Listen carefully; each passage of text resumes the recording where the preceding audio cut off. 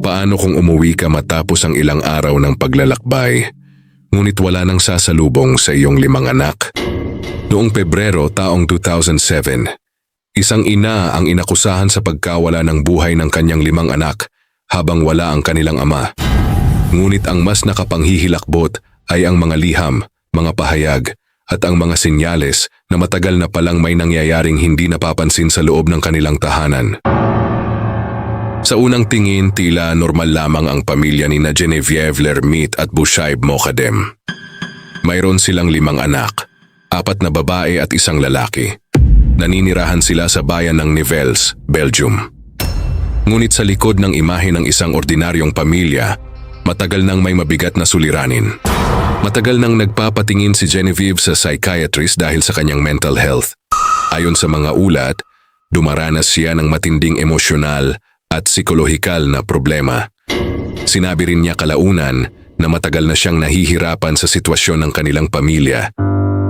Isa pang pinagmula ng tensyon ay ang malaking impluwensya ni Dr. Michelle Shar, isang doktor na matagal nang tumutulong sa kanilang pamilya at siyang pangunahing sumusuporta sa maraming gastusin nila. Sa paglipas ng panahon, naniwala si Genevieve na unti-unting nawawala ang pribadong buhay ng kanilang pamilya dahil sa presensya nito.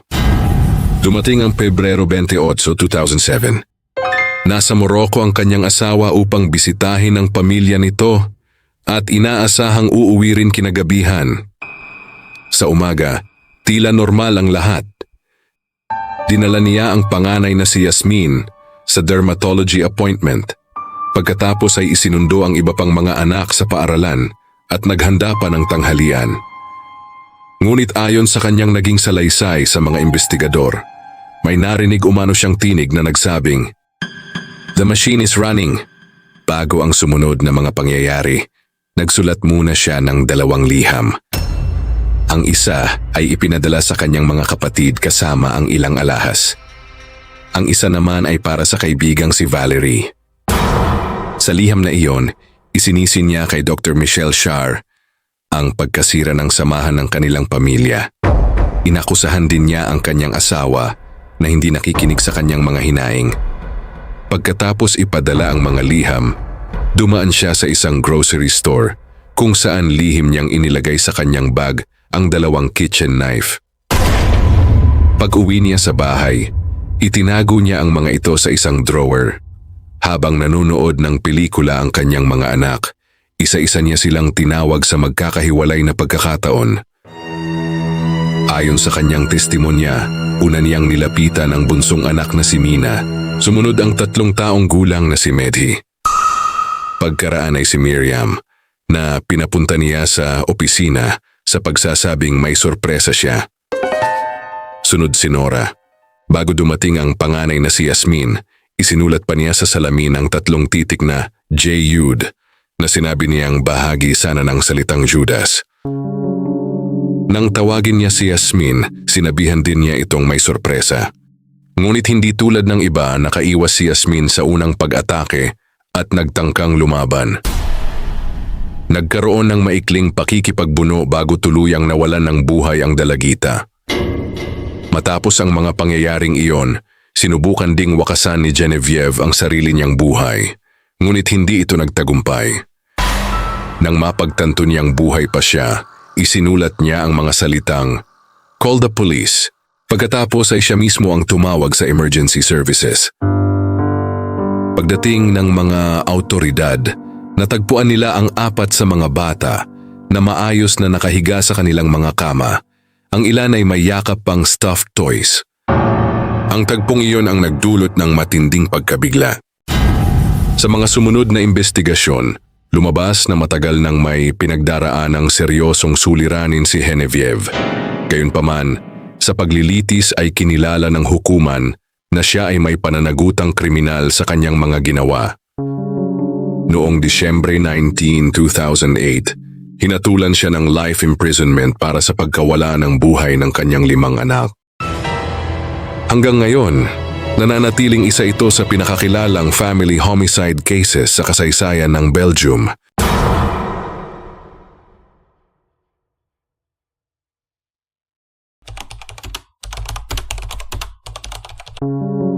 Isang veteranong skydiver ang tumalon mula sa mahigit 3 kilometro ang taas. Isang bagay na daan-daanan niyang nagawa noon. Ngunit sa pagkakataong iyon, may isang bagay na hindi na bumukas. Hindi ang pangunahing parachute, hindi rin ang reserbang parachute. At habang bumabagsak siya patungo sa lupa, nakuhanan ng kamera na nakakabit sa kanyang helmet ang kanyang mga huling sandali. Noong una, marami ang naniwalang isa lamang itong malagim na aksidente. Pero nang siyasatin ng mga investigador ang parachute, natuklasan nilang may mga linyang sadyang pinutol. Ang tanong, sino ang may pagkakataong gawin iyon at bakit? Noong Nobyembre 2006, nagtipon ang mga skydiver sa Obglavik, Belgium para sa isa na namang ordinaryong araw ng pagtalon. Isa sa kanila ay si Els van Doren, isang 38 anyos na may asawa, ina ng 2 anak, at isang veteranong skydiver na kilala sa kanyang karanasan at kumpiyansa sa himpapawid.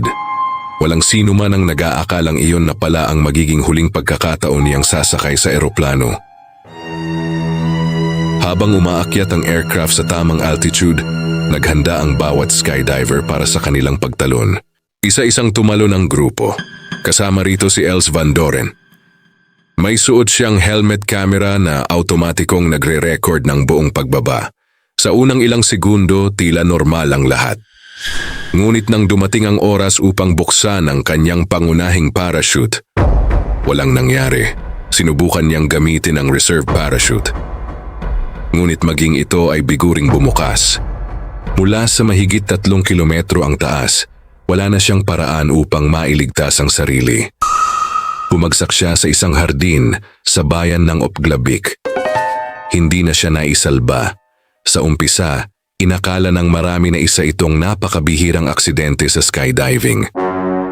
Ngunit habang sinusuri ng mga eksperto ang kanyang kagamitan, may isang nakakagulat na detalye ang kanilang natuklasan. Ang mga linya ng parehong parachute ay hindi basta naputol. May mga palatandaang sinadya itong putulin gamit ang matalim na kagamitan. Ibig sabihin, hindi ito simpleng aksidente. Isa itong posibleng sabotahe. Dahil dito, agad na nagsimula ang malawakang investigasyon.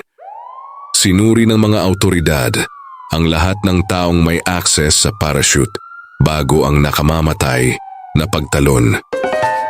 Unti-unting lumitaw ang pangalan ng isa pang skydiver, isang elementary school teacher na nagngangalang Els Babs Clotemans.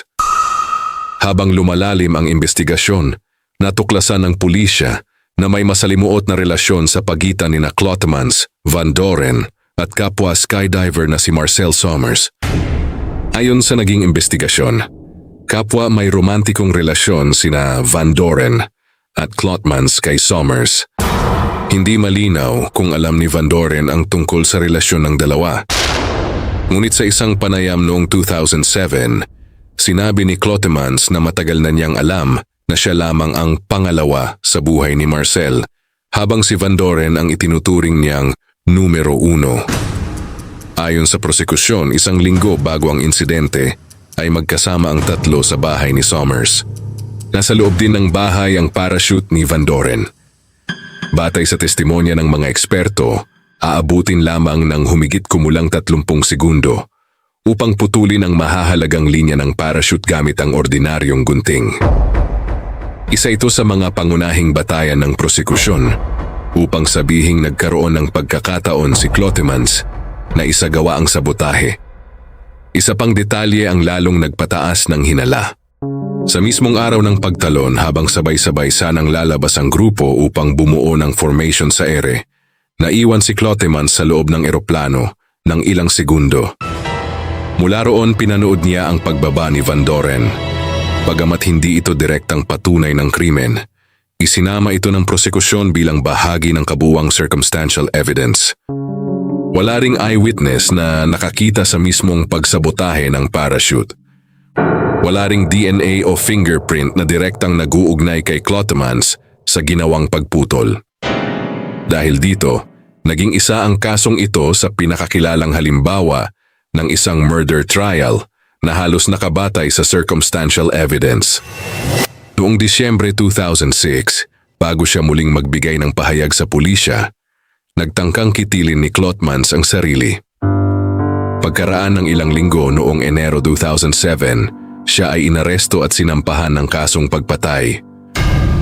Noong 2008, pansamantala siyang pinalaya sa piyansa habang hinihintay ang paglilitis. Nagsimula ang kanyang paglilitis noong Setyembre 24, 2010. Napakalaki ng interes ng publiko kaya kinailangan pang maglaan ng hiwalay na silid para sa mga mamamahayag upang masubaybayan ang buong proseso. Sa buong paglilitis, mariing itinanggi ni Klotmans ang lahat ng paratang. Iginiit niyang wala siyang kinalaman sa pagkamatay ni Els Van Doren. Sa kabila nito, matapos timbangin ang lahat ng ebidensya at testimonya, nagpasya ang hurado na siya ay nagkasala sa pagpatay. Noong Oktubre 21, 2010, hinatulan si Els Babs Klotmans ng 30 taong pagkakakulong. Hindi habang buhay ang ipinataw na parusa dahil isinasaalang-alang ng hukom ang kanyang mahinang kalagayang psikolohikal bilang isang mitigating circumstance. Kalaunan ay umapela siya sa desisyon, sinasabing inimbestigahan siya ng pulisya nang wala ang kanyang abogado. Ngunit noong Mayo 2011, ibinasura ng korte ang kanyang apela at nanatiling umiiral ang hatol. Hanggang ngayon, nananatiling isa ang parachute murder sa pinakakakaibang kaso sa kasaysayan ng Belgium. Hindi dahil lamang sa paraan ng pagkamatay ng biktima, kundi dahil ipinakita ng kasong ito na kahit ang isang sport na simbolo ng kalayaan at tiwala ay maaari ring maging sentro ng isang planadong krimen. At isang tanong ang patuloy na bumabalik sa isipan ng marami. Kung walang helmet camera at kung hindi sinuri ng mabuti ang parachute, matutuklasan kaya ng mundo na ang isang tila aksidente sa himpapawid ay maaari palang maging isang planadong pagpatay?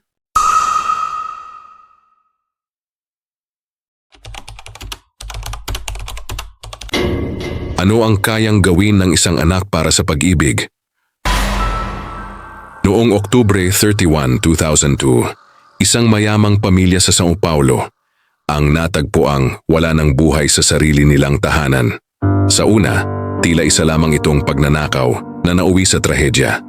Ngunit habang lumalalim ang investigasyon, natuklasan ng mga pulis na ang utak sa likod ng lahat ay hindi isang estranghero, kundi ang mismong anak ng mga biktima.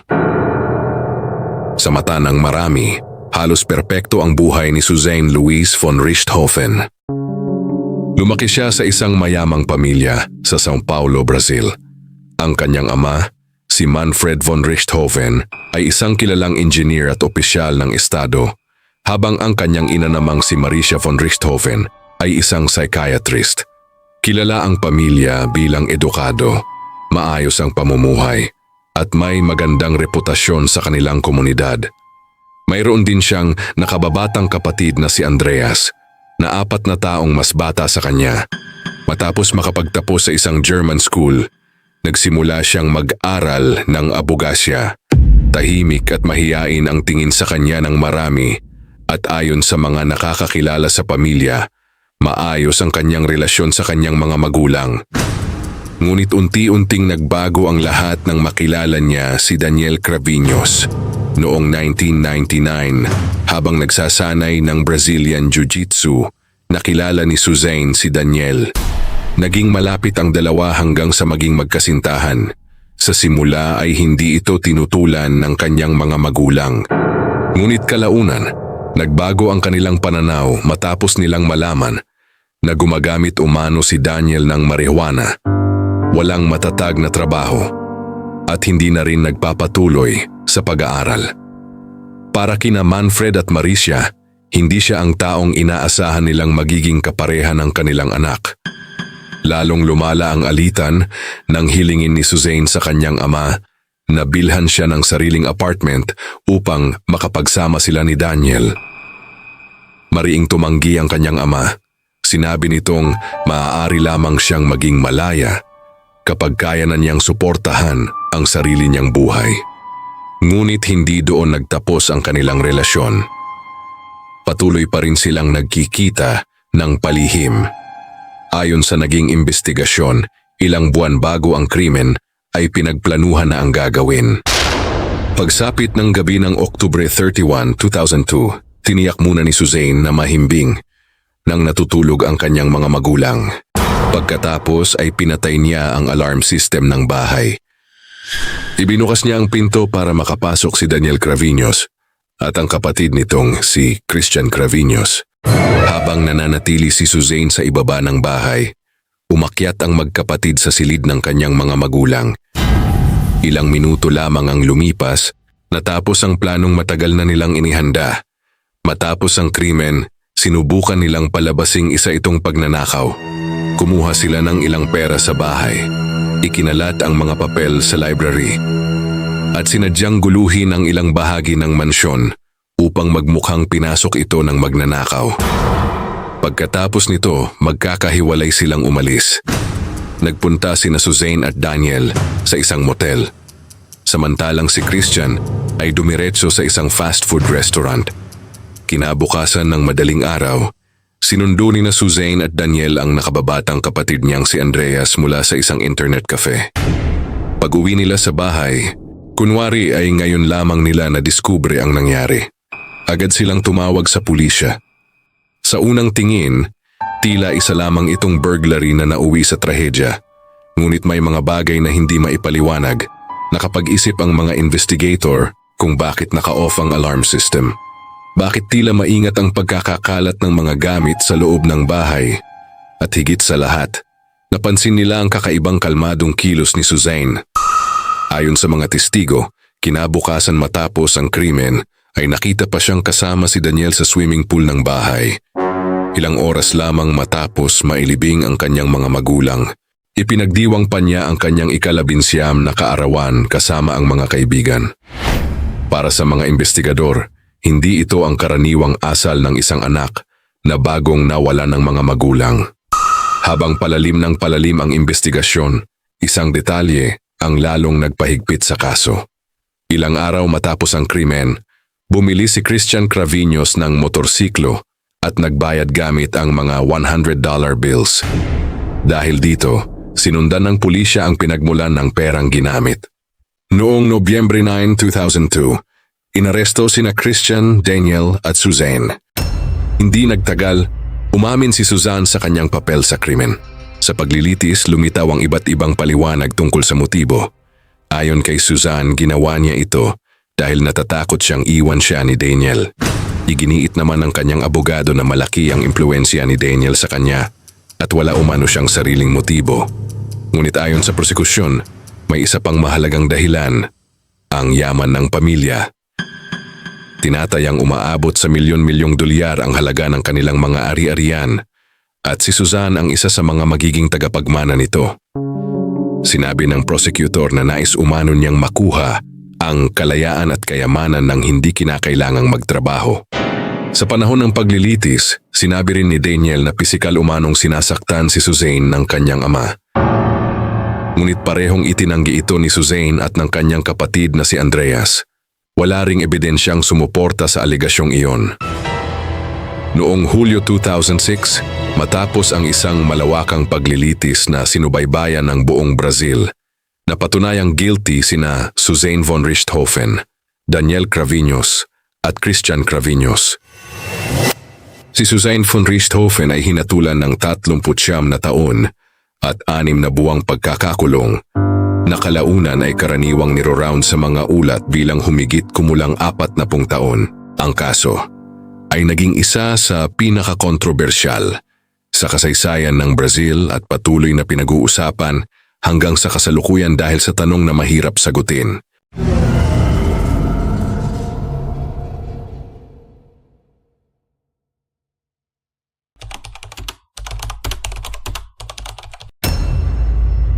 Isang 5 taong gulang na bata, natagpo ang walang malay sa harap ng isang apartment building matapos ang isang gabing dapat ay payapa lamang. Noong gabi ng Marso 29, 2008, isang trahedya ang yumanig sa buong Brazil. Ang 5 taong gulang na si Isabela de Oliveira Nardoni ay natagpo ang nasa hardin ng Edificio London, isang apartment building sa distrito ng Tucuruvi sa São Paulo. Agad siyang isinugod ng mga rescuer sa ospital matapos ang halos 34 na minutong pagsisikap na maibalik ang kanyang tibok ng puso. Ngunit hindi na siya naisalba. Sa loob lamang ng ilang oras, ang balitang ito ay naging pangunahing usapin sa buong bansa. Ngunit ang mas nakakagulat ay ang mga taong huling kasama ni Isabela bago ang insidente. Sila ay ang sarili niyang ama na si Alexandre Nardoni at ang kanyang stepmother na si Ana Carolina Jatoba. Ipinanganak si Isabela noong Abril 18, 2002 sa São Paulo. Ang kanyang mga magulang ay sina Alexandre Nardoni at Ana Carolina Cunha de Oliveira. Naghiwalay ang dalawa nang halos 1 taong gulang pa lamang si Isabela matapos umanong matuklasan ng kanyang ina na may iba ng relasyon si Alexandre. Kalaunan ay pinakasalan ni Alexandre ang kaklase niya sa law school na si Ana Carolina Jatoba at nagkaroon sila ng 2 pang anak. Batay sa kasunduan ng pamilya, 2 beses bawat buwan ay sumasama si Isabela sa kanyang ama mula Biyernes hanggang Linggo. Ngunit ayon sa kanyang ina, may mga pagkakataong umiiyak umano si Isabela kapag uuwi mula sa bahay ng kanyang ama at minsan ay nais pa nitong makabalik agad sa kanyang ina. May mga pahayag din mula sa ilang taong nakakakilala sa pamilya na nagsasabing may tensyon sa loob ng kanilang tahanan, bagaman wala itong naging formal na reklamo bago ang insidente. Bandang 10:30 ng gabi, dumating ang pamilya sa apartment.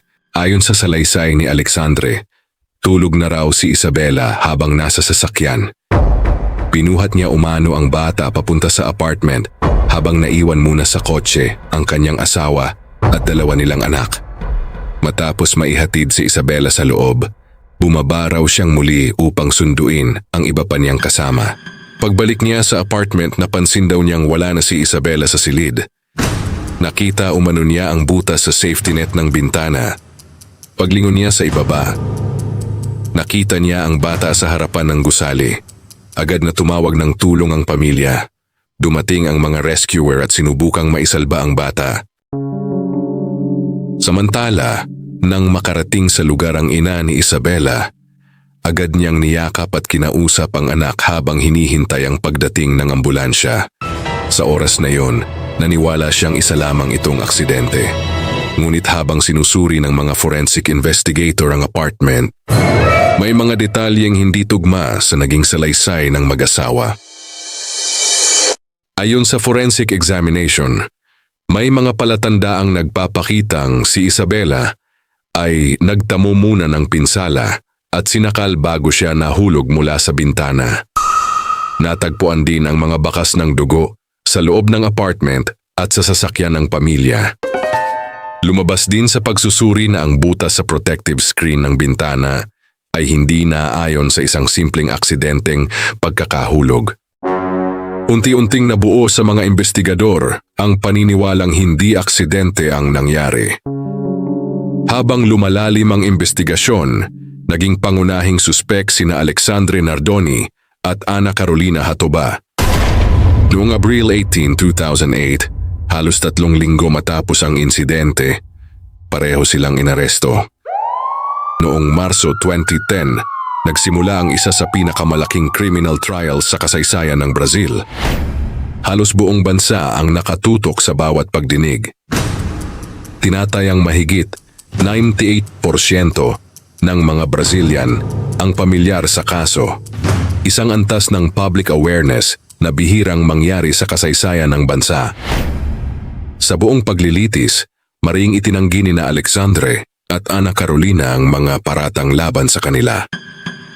Iginiit nilang wala silang kinalaman sa pagkawala ng buhay ni Isabela. Ngunit ipinakita ng prosekusyon ang magkakaugnay na forensic evidence, testimonya ng mga eksperto at iba pang ebidensyang sumalungat sa kanilang salaysay. Noong Marso 27, 2010, naglabas ng desisyon ang hukuman. Si Alexandre Nardoni ay napatunayang guilty at hinatulan ng mahigit 31 na taong pagkakakulong. Samantala, si Ana Carolina Hatuba ay hinatulan ng 26 na taon at 8 buwang pagkakakulong dahil sa kanyang papel sa krimen.